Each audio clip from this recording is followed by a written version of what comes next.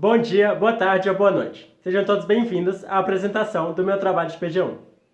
O meu nome é João Pedro e o título do meu trabalho é Projeto Mecânico de um Microtorno CNC para equipes de prototipagem e desenvolvimento de produtos.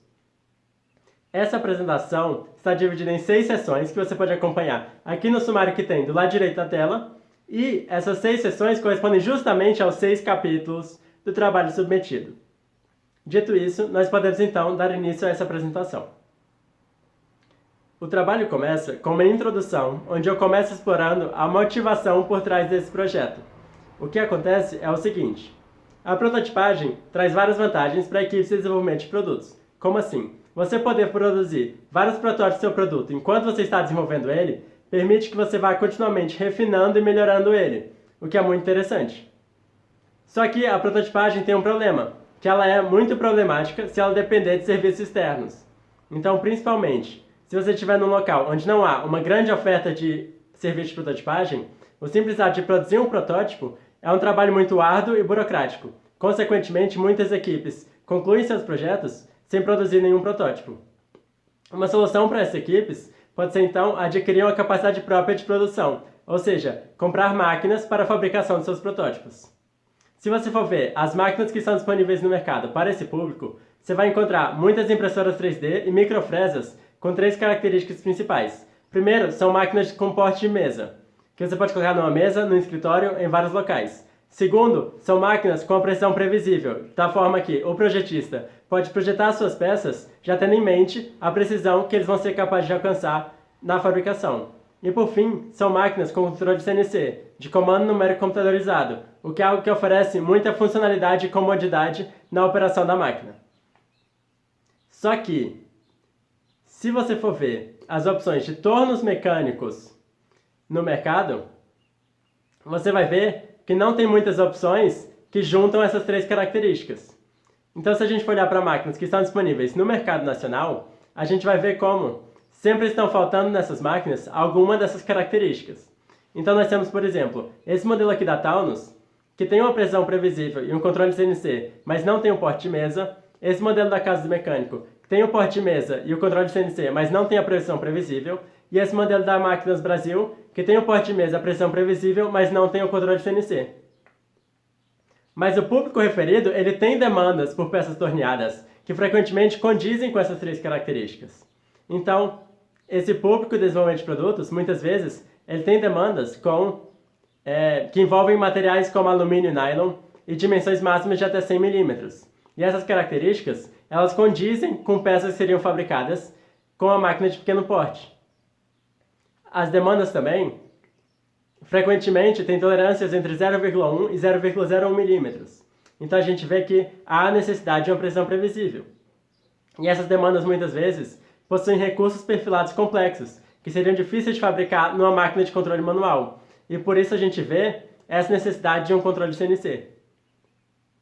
A conclusão, então, é que ter um torno com essas 3 características pode ser de muito interesse para as equipes de desenvolvimento de produtos e de prototipagem. Tendo em mente a motivação apresentada, o objetivo deste trabalho é, então, realizar o projeto mecânico do microtorno CNC concebido e otimizado para ser empregado diretamente por equipes de prototipagem e desenvolvimento de produtos, e selecionar os demais componentes necessários para o controle e funcionamento deste equipamento. Para propor a metodologia de projeto que eu estou usando nesse trabalho, eu me inspirei na metodologia de uma grande fabricante de máquinas-ferramenta que está disponível aqui neste livro do Alexander Slocum, e também me inspirei nas minhas próprias experiências de desenvolvimento de produtos na Tecmec, empresa de engenharia mecânica da Universidade de Brasília, e empreendendo na Artificer. E a partir dessas inspirações, eu propus uma metodologia em 9 passos, da qual os 4 primeiros passos correspondem justamente aos capítulos 2 a 5 deste trabalho de PG1. Tendo sido feita essa introdução ao projeto, nós podemos prosseguir agora para o próximo capítulo, que é a fundamentação teórica.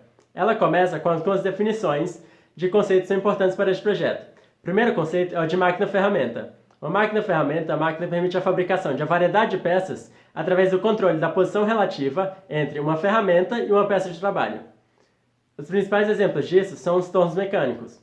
Em um torno mecânico, você tem uma peça de trabalho realizando um movimento rotativo, e uma ferramenta de corte que, através do seu controle da sua posição, é capaz de produzir vários recursos de geometrias na peça de trabalho. Dentro dos tornos mecânicos, é importante explicar o que são os microtornos. O que acontece é o seguinte: na literatura, o termo torno de pequeno porte é utilizado para descrever máquinas que aceitam peças de trabalho com até 2 metros de comprimento. Portanto, esse termo torno de pequeno porte inclui máquinas desde um tamanho muito diminutivo até máquinas com um tamanho consideravelmente grande. Por isso, surge a necessidade de existir termos como mini-torno e microtorno para descrever as máquinas que estão no lado menor deste espectro. Ou seja, um microtorno é simplesmente um torno mecânico que possui um tamanho bem diminutivo em comparação ao que é usual. E por fim, máquinas CNC são máquinas que comandam essa posição relativa entre os diferentes componentes através do uso de atuadores eletromecânicos que são controlados por um computador que está seguindo instruções numéricas. Em seguida, como esse projeto visa entregar uma máquina com uma precisão previsível, é importante conhecer as fontes de erro da máquina, assim como estratégias para controlar essas fontes de erro. Por quê? Porque toda fonte de erro da máquina vai gerar uma diferença na posição relativa entre a ferramenta de corte e a peça de trabalho. E isso vai implicar em erros nas peças finais produzidas pela máquina. O que eu fiz então nessa sessão do trabalho foi apresentar várias fontes de erro e várias estratégias de controle, e ao final, na tabela 2.1, apresentar um resumo dessas estratégias. De uma forma geral, a grande maioria das estratégias estão sendo incorporadas no projeto, mas, para manter essa apresentação um pouco mais sucinta, eu vou focar em destacar aqui alguns blocos de estratégias que estão influenciando mais fortemente este projeto. No primeiro bloco de destaque, nós temos estratégias de minimização do caminho entre a ferramenta e a peça de trabalho e dos braços de alavanca na máquina. Essas estratégias reduzem erros ao minimizar a cadeia de tolerâncias e os momentos fletores na máquina. Além disso, essas estratégias também têm tudo a ver com este projeto, já que ele visa entregar um projeto com um porte mais diminutivo. No segundo bloco, nós temos o uso de componentes populares e ou modulares que já possuem tolerâncias otimizadas e que já foram projetados para evitar problemas de atrito, e também o uso de componentes substituíveis pelo usuário, que permitem que esforços de manutenção decorrentes do desgaste nos componentes da máquina possam ser realizados pelos próprios usuários. Por fim, no último bloco de destaque, nós temos essas estratégias relacionadas à base ou cama do torno. A ideia aqui, baseada na experiência prévia de vários fabricantes de máquinas e ferramentas, é que, se o torno tiver uma base rígida, extra pesada, feita de um material com mecanismos microestruturais dissipativos, como ferro fundido ou granito epóxi, e com pés amortecidos e de baixa rigidez, você vai ter uma grande minimização das deflexões e vibrações da máquina. Uma vez investigadas as fontes de erro individuais na máquina, se torna necessário modelar os erros individuais nos 6 graus de liberdade de cada componente da máquina e fazer uma composição desses erros para prever a precisão final dela. A esse conjunto de esforços se dá o nome de orçamento de erro. No trabalho, eu apresentei uma sequência de 17 passos para a construção de um orçamento de erro para um torno CNC. Como eu já vou exemplificar esses passos no capítulo 5 dessa apresentação, eu não vou apresentá-los aqui agora. Por fim, para finalizar a fundamentação teórica do trabalho, eu apresento os requisitos necessários para uma adequação inicial do projeto à norma ABNT-NBR ISO 23125-2013, intitulada Máquinas, Ferramenta, Segurança, Tornos. Esses requisitos, que foram integrados aos requisitos do projeto no capítulo 5 do trabalho, envolvem algumas especificidades relativas às proteções, painéis de controle e à montagem do dispositivo de fixação da peça de trabalho, e também envolvem alguns cuidados relativos ao risco de ejeção da peça de trabalho durante a operação da máquina e também de ejeção da castanha de um dispositivo de fixação. Para inspirar e embasar mais o trabalho, eu realizo no capítulo 3, Estudo de Estado da Arte, uma análise de vários tornos CNC comerciais, dando foco a máquinas que possuem um tamanho diminutivo em relação ao usual. E também realizo uma análise de vários tornos acadêmicos ou DIY, dando aqui o mesmo foco em máquinas de menor tamanho.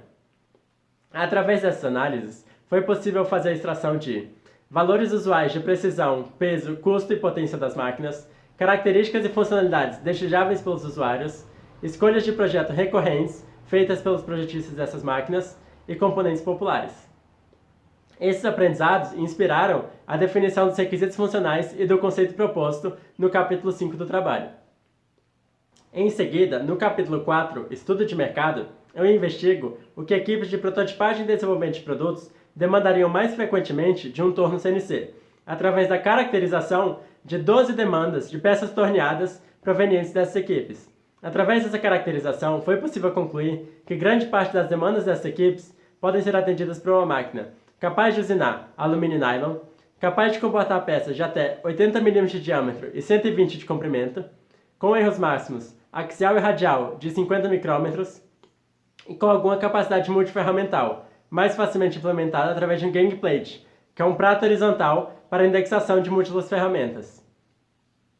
Agora, se a gente for olhar para as máquinas que foram avaliadas lá no capítulo 3, vamos encontrar muitas máquinas que atendem essas características, mas que extrapolam o que se entende por um porte de mesa. São máquinas que possuem um tamanho ou um peso que inviabiliza a sua instalação em uma variedade de locais. Se formos olhar exclusivamente para as máquinas que possuem um porte verdadeiramente de mesa, vamos encontrar poucas opções e veremos máquinas que deixam a desejar nas questões ferramental e de precisão. Por isso, o capítulo 5, Projeto Conceitual, começa com um posicionamento de mercado, onde se define permanentemente que neste projeto se visa projetar uma máquina com um porte mínimo verdadeiramente de mesa, com muitas funcionalidades, uma máquina versátil e com alguma capacidade multiferramental, com uma precisão previsível, e aí aqui se tem em mente aquela meta de 50 micrômetros e com um comando numérico computadorizado. Diante deste posicionamento de mercado e dos aprendizados tidos nos capítulos 2 a 4 do trabalho, são propostos então os requisitos funcionais para o microtorno CNC e um conceito que visa atender todos esses requisitos. No trabalho, eu apresento com mais detalhes as decisões que levaram até este conceito. Para essa apresentação, acredito que é válido, no mínimo, mostrar como as estratégias que eu destaquei anteriormente estão presentes aqui no conceito. Quanto às estratégias de minimização, vemos aqui uma integração de componentes, uma eliminação de componentes desnecessárias e o posicionamento dos atuadores bem no centro de rigidez das guias lineares. Quanto ao uso de componentes modulares e substituíveis pelo usuário, vemos aqui o uso de atuadores, guias lineares e motores modulares e substituíveis. E quanto às estratégias relativas à cama ou base do torno, vemos aqui a presença da cama, na qual se pretende implementar todas as estratégias referidas. Para finalizar o capítulo 5, são feitos alguns esforços de validação do conceito proposto. Primeiro, em uma avaliação dos riscos de projeto, eu mostro como os riscos de viabilidade já estão sendo mitigados pelo uso de várias estratégias de controle de erros e pelo uso de orçamentos de custo e erro no decorrer do projeto para o balanceamento da relação precisão-custo da máquina. Mostro também como os riscos de segurança e funcionalidade já estão sendo abarcados pelos requisitos funcionais que foram propostos, tendo em mente todos os aprendizados tidos nos capítulos 2, 3 e 4 do trabalho. E proponho uma ordem de projeto adequada que mitiga os riscos de reprojeto no trabalho. Em seguida, foi feito um orçamento de custo preliminar, onde a seleção preliminar dos componentes da máquina foi feita de uma forma fortemente inspirada nos aprendizados do capítulo 3 do trabalho. O resultado desse orçamento preliminar foi um custo total estimado de quase $6.000. Nos requisitos funcionais, foi proposta uma meta de $5.000, baseada proporcionalmente nos custos das máquinas avaliadas no capítulo 3. Então, nós vemos aqui que esse custo estimado ele já está um pouco acima da meta estabelecida, e que então é de grande interesse reduzir custos no projeto no decorrer do desenvolvimento dele. Além disso, a partir dessa seleção preliminar de componentes, também foi possível perceber que, dentro do limite de 50 kg proposto para o projeto nos requisitos funcionais, devem sobrar aproximadamente 18 kg para a cama ou base do torno. Considerando uma cama feita de granito epóxi e usando uma mistura proposta por Piratelli Filho Shimabukuro, esse peso corresponde a um volume de aproximadamente 8 litros. Considerando uma máquina com dimensões de aproximadamente 50 centímetros e um formato em T, é possível visualizar como esses 8 litros são suficientes para cobrir todas as regiões onde a cama no torno deve estar e ainda assim permitir que a cama tenha um porte extra além disso. Para finalizar, foi feito um orçamento de erro preliminar. E aqui eu vou aproveitar para exemplificar, conforme prometido, a sequência de 17 passos apresentada lá da fundamentação teórica do trabalho. Primeiro, conforme os passos 1 a 3, foi definida uma sequência de sistemas de coordenadas x, y, z, partindo da extremidade de contato da peça de trabalho, passando pelo centro de rigidez dos principais componentes e terminando na extremidade de contato da ferramenta. A seguir, em preparação ao passo 4, as dimensões principais e características da máquina foram definidas e estimadas considerando os requisitos funcionais que já haviam sido estabelecidos e a seleção preliminar de componentes que havia sido feita no orçamento de custo. Feito isso, realizou-se o passo 4, considerando esse modelo universal para as posições e erros relativos entre dois sistemas de coordenadas consecutivos. As dimensões principais que acabaram de haver sido estabelecidas foram utilizadas para definir as posições relativas dx, dy e dz. Logo, em preparação ao passo 5, os carregamentos da máquina tiveram que ser estimados. Como as forças de corte na máquina tendem a ser uma ordem de grandeza maior do que as forças de peso e de aceleração dos eixos, considerou-se aqui somente as forças de corte. Além disso, aproveitou-se o cálculo de força de corte para a usinagem de alumínio, que já havia sido realizado por Acunha et al. Além disso, considerou-se que essa força de corte estava dividida igualmente entre os eixos x e y e que no eixo z havia uma pequena força equivalente a 10% da força de corte total. Percebe-se então que houveram várias simplificações para a realização deste orçamento de erro preliminar. Obviamente, durante o decorrer do projeto, essas simplificações terão que ser desfeitas. Feito isso, os passos 5 a 7 puderam ser realizados. Neles, as fontes de erro individuais da máquina foram elencadas, investigadas, formuladas e caracterizadas como valores fixos, como variáveis sistemáticas, compensáveis ou não, ou como variáveis aleatórias. E no passo 8, então, essa formulação e essa caracterização foram utilizadas para compor esses erros individuais nos erros lineares Δx, y, z e nos erros angulares ε, x, y, z entre os diversos pares de sistemas de coordenadas consecutivos. Em seguida, os passos 9 a 12, que correspondem a uma simples implementação da teoria das matrizes de transformação homogênea de Dynavit-Rattenberg, foram implementadas em uma rotina em MAFCAD. Já nos passos 13 e 14, foi implementado na rotina o método de Monte Carlo, que corresponde a uma forma de garantir a composição adequada das variáveis aleatórias presentes. Como o custo estimado para a máquina já ultrapassou a meta que havia sido estabelecida e para evitar os altos custos de instrumentação e calibração da máquina, o passo 15, que corresponde à implementação de sistemas de compensação global de erros, foi ignorado.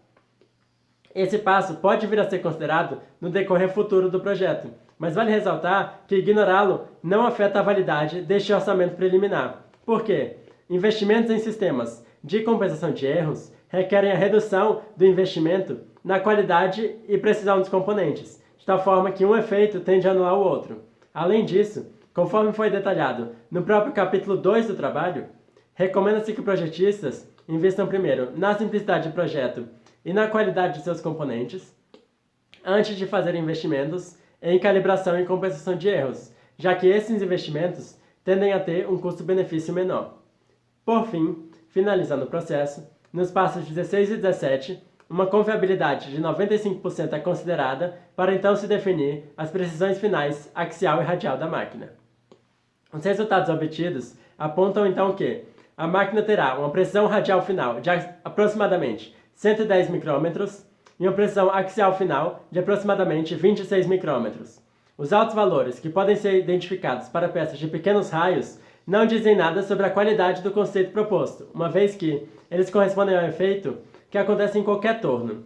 Peças com pequenos raios e grandes comprimentos sofrerão grandes deflexões. Neste outro gráfico, é possível observar como as precisões finais não dependem muito do tamanho do recurso sendo usinado e também como aproximadamente 70 micrômetros dos erros radiais finais podem ser atribuídos à existência de carregamentos. Por fim, destes 70 micrômetros, pelo menos 40 micrômetros aparentam ser atribuíveis a deflexões no conjunto rotativo do torno, ou seja, o conjunto que inclui o eixo principal de rotação do torno, também conhecido como spindle, o dispositivo de fixação da peça de trabalho e a peça de trabalho em si. Diante desses resultados, podemos fazer algumas conclusões. Primeiro, vemos que a precisão axial final está adequada, dentro da meta de 50 micrômetros estabelecida, mas a radial não está. Segundo, observamos que otimizações no conjunto rotativo, como a redução do comprimento da peça de trabalho, a minimização ou integração do dispositivo de fixação e o aumento da rigidez do spindle, podem trazer grandes ganhos na precisão axial. Portanto, como conclusão final, temos que, considerando a realização dessas e outras otimizações, o conceito proposto aparenta ser capaz de alcançar os requisitos definidos. Essas conclusões me dão então a confiança de dizer que este trabalho de PG1 foi bem sucedido e o conceito proposto merece ser desenvolvido até o final no trabalho de PG2 conforme o cronograma apresentado aqui. Chegamos assim ao fim dessa apresentação. Eu agradeço os meus professores orientadores Antônio e Jones por me apoiarem neste caminho e agradeço todos da banca pela atenção. Obrigado.